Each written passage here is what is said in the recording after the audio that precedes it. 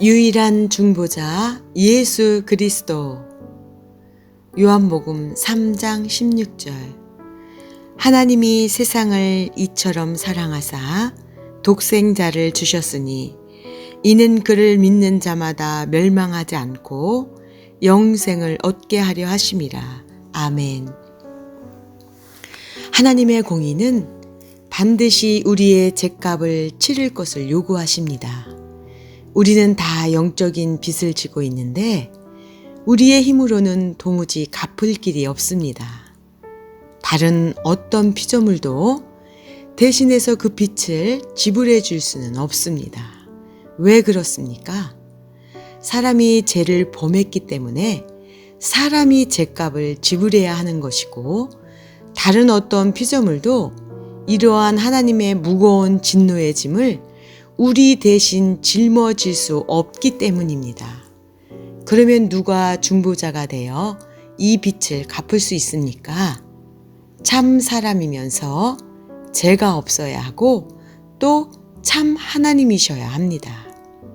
하나님의 공의는 우리와 똑같은 인간성을 지닌 존재를 요구한다는 것입니다. 즉, 중보자는 우리와 본성이 똑같은 완전한 사람이어야만 합니다. 중보자가 태어나는데 하나님의 어린 양이라고 해서 진짜 양으로 태어나면 안 되는 것입니다. 그리고 중보자가 천사로 태어나서도 안 됩니다. 천사가 우리보다 더 가치 있고 높으니까 더 괜찮은 거 아닌가? 그런 생각을 할 수도 있습니다만, 그러나 천사는 하나님의 형상도 아니고 하나님의 자녀가 될 수 없습니다.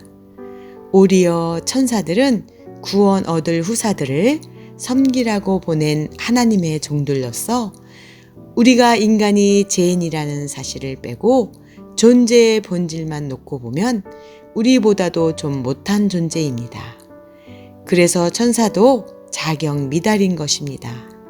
하나님의 공의는 인간의 생명을 죗값으로 지불할 것을 요구하는데, 따라서 중보자는 반드시 참된 인간이어야만 하는 것입니다.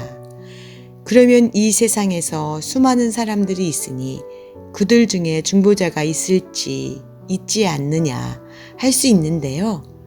그럴 수 없습니다. 왜냐하면 모든 인생들은 다 죄인이기 때문입니다.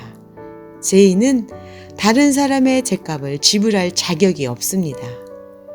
우리 주위에 사람이 그렇게 많아도 다 아담 안에서 부패한 상태로 태어난 자들이기 때문에 내 죗값을 대신 치러줄 사람은 한 사람도 없는 것입니다.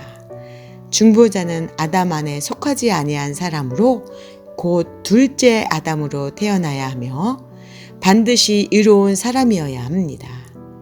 그런 점에서 동정녀 탄생을 우리가 중요하게 생각합니다. 그분이 장차 다윗의 자손으로 오신다고 하셨으니 다윗의 계보의 한 가정에서 태어나야만 하는 것이고, 반면에 그는 또한 아담의 후손이 아닌 별다른 후손이 되어야 하므로 요셉과 마리아의 정상적인 성관계를 통해서 태어나면 안 되는 것입니다. 그래서 하나님께서는 하나님의 성령의 능력으로 아담의 원죄에 가담하지 아니한 하나님의 새로운 수정란을 창조하셔서 마리아의 자궁에 착상시키신 것입니다. 그리고 이 착상된 수정란은 단순한 사람이 아니라 신성이 그 인생에 놀랍게 연합되어 있는 그런 존재인 것입니다. 요셉과 정혼한 마리아가 낳았으니 요셉과 마리아의 자녀가 맞기는 맞는데, 또한 예수님은 요셉과 마리아의 아들이 아니라 하나님의 아들이신 것입니다. 그래서 이 동정녀 탄생을 통해 예수님은 요셉의 아들로 태어났기 때문에 다윗의 자손이라 칭함받으셨을 뿐만 아니라 또한 성령의 능력으로 잉태되었기 때문에 아담과는 별다른 사람으로서 곧 둘째 아담으로 온전히 의로운 상태에서 태어나신 것입니다. 그리고 신성과 인성이 한 인격에 연합된 존재로 태어나셨습니다.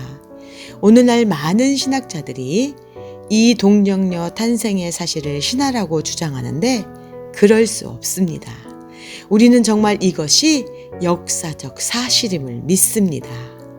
그래서 예수님은 죄와 전혀 상관이 없으셨고 온전히 의로우신 분이십니다. 베드로전서 3장 18절 그리스도께서도 단번에 죄를 위하여 죽으사 의인으로서 불의한 죄를 대신하셨으니 이는 우리를 하나님 앞으로 인도하려 하심이라. 육체로는 죽임을 당하시고 영으로는 살림을 받으셨으니 유대인들은 그리스도가 참남죄를 범했기 때문에 죽어 마땅한 죄인이라고 생각했지만 그러나 실상은 의로운 자로서 죄인을 대신하는 대속의 죽음이셨습니다. 고린도후서 5장 21절 하나님이 죄를 알지도 못하신 이를 우리를 대신하여 죄로 삼으신 것은 우리로 하여금 그 안에서 하나님의 의가 되게 하려 하심이라. 아멘. 죄를 알지도 못하시는 예수님을 마치 제 덩어리로 그렇게 취급하신 것은 우리를 의 덩어리로 만드시기 위함이었습니다. 제 덩어리인 우리를 의 덩어리로 만들고 의 덩어리인 그분을 제 덩어리로 만드셨습니다. 이 사실을 우리가 믿어야 합니다. 누가 우리에게 당신은 의인입니까? 라고 물었을 때 우리가 무엇이라고 대답해야 합니까? 나는 의인이라고 대답해야 합니다. 육신적으로는 여전히 죄를 짓고 있지만 믿음으로는 우리는 의인입니다. 그렇게 말할 때 우리 머릿속에는 어제 지었던 죄, 오늘 아침에 지었던 죄가 다 떠올라서 스스로도 뻔뻔한 것 같고 낯이 뜨거워지는 것입니다. 그렇습니다. 우리 자신을 보면 우리는 얼굴이 붉힐 수밖에 없고 당신이 의인이란 말에 말도 안 된다는 생각이 듭니다. 그러나 의인입니까? 라고 물어볼 때 우리는 나를 보지 말고 예수 그리스도를 바라보아야 합니다. 그리고 믿음으로 아멘 해야 하는 것입니다. 이것이 믿음입니다. 두 번째로 중보자는 참 하나님이셔야 하는데 그 이유는 하나님의 진노의 무거운 짐은 신성의 능력으로만 감당할 수 있기 때문입니다. 예수님이 아무리 죄였고 의로운 참 사람이라 하여도 하나님이 아니라면 우리를 죄에서 구속하실 수가 없습니다. 두 가지 이유 때문인데 첫째, 한 사람은 오직 한 사람의 값어치밖에 못합니다. 다른 한 사람만 구원할 수 있을 뿐입니다. 모든 인생들의 죄짐을 다 짊어지려면 신성의 무한한 능력이 있지 않고서는 불가능합니다. 둘째, 설사 한 사람이라도 구원하고자 하여도 예수님이 사람이기만 한다면 다른 사람을 구원하기 위해 사망의 형벌을 대신 당해야 하는데 그 사망의 형벌은 죽음 당하는 것으로 끝나는 것이 아니라 영원한 지옥의 형벌을 받아야 하는 것입니다. 왜 영원한 지옥 형벌이라고 했습니까? 하나님의 무한한 진노를 유한한 인간이 한 번에 다 받을 수 없기 때문에 시간을 무한히 늘려서 받을 수밖에 없는 것입니다. 그러나 예수님이 신성한 무한한 능력을 지니신 하나님이시면 그 무한한 진노의 짐을 단번에 다 받으실 수 있습니다. 죽임 당하고 나서 또다시 영원한 지옥 형벌 받으실 필요 없이 한 번 죽으심으로 모든 죄감을 다 지불하실 수 있는 것입니다. 그래서 중보자는 참 사람이셔야 할 뿐만 아니라 참 하나님이셔야 하는 것입니다. 하이델베르크 요르 문답의 대답이 절묘하면서도 정확합니다.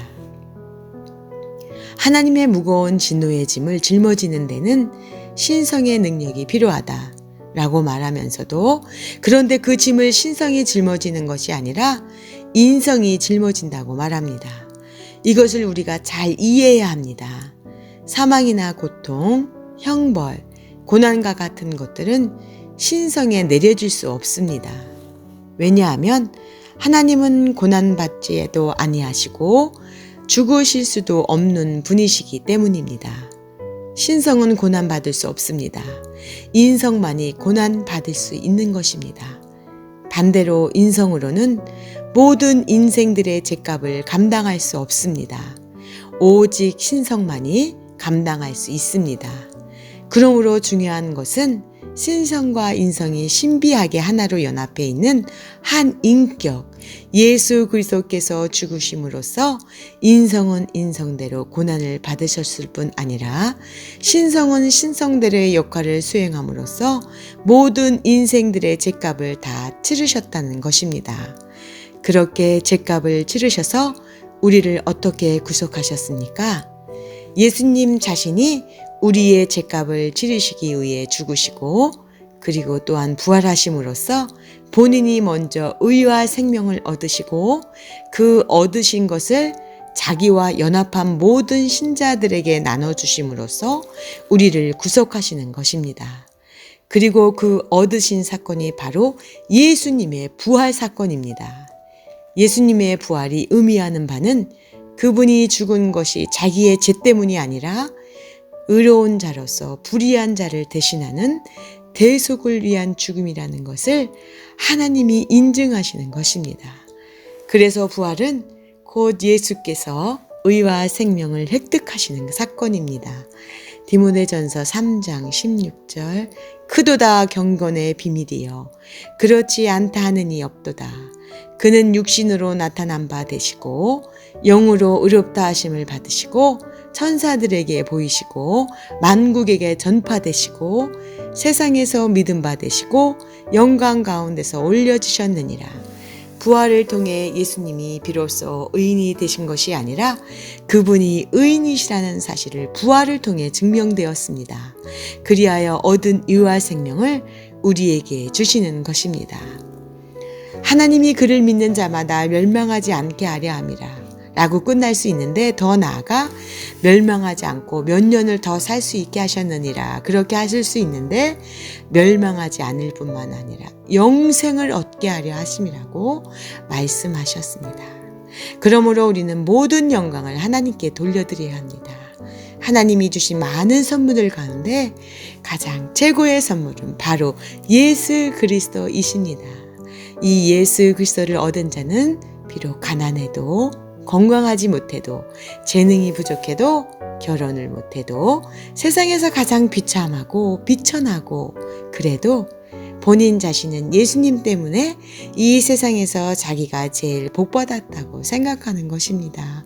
왜 예수님이 최고의 선물입니까?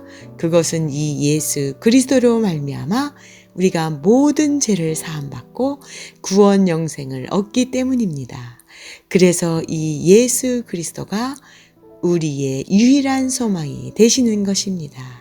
할렐루야.